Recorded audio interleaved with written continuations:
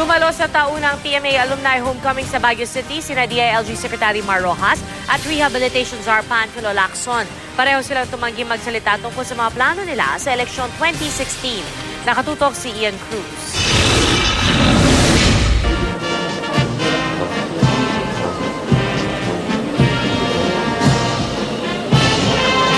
Sa kanyang talumpati sa annual PMA Alumni Homecoming, pinaalalahanan ni Rehabilitation Czar Panfilo Lacson ang mga kapwa Cavalier na ipagpatuloy ang mga natutunan sa academy, lalo na ang tungkol sa dangal.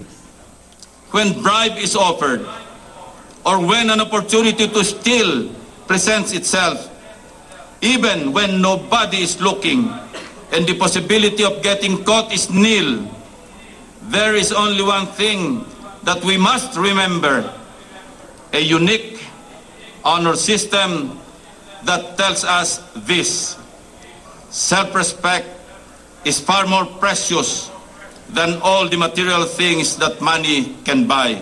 Ayon sa PMA, tinatayang 4,000 alumni kasama na ang kanilang mga mahal sa buhay ang dumalo sa homecoming ngayong araw. Kinilala sa programa ang 12 Cavaliers na nag-ambag at naging mahusay sa iba't ibang larangan ng serbisyo. Bukod kay Lacson na panauhing pandangal, dumalo rin si DILG Secretary Mar Rojas na adopted member ng Class 1984. I've been coming here for the last 20 years since inadapt ako ng Class 84. So laking tuwa ko na isa sa aming mga Cavalier ay nakatanggap ng Cavalier Award.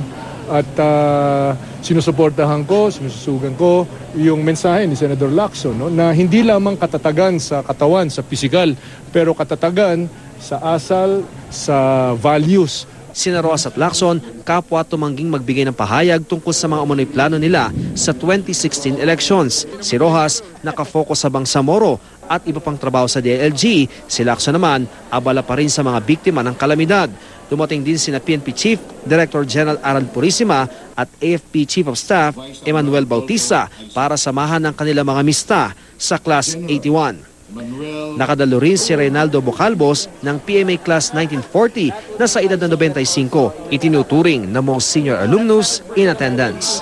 Mula rito sa Baguio City, Ian Cruz, Nakatutok, 24 Oras.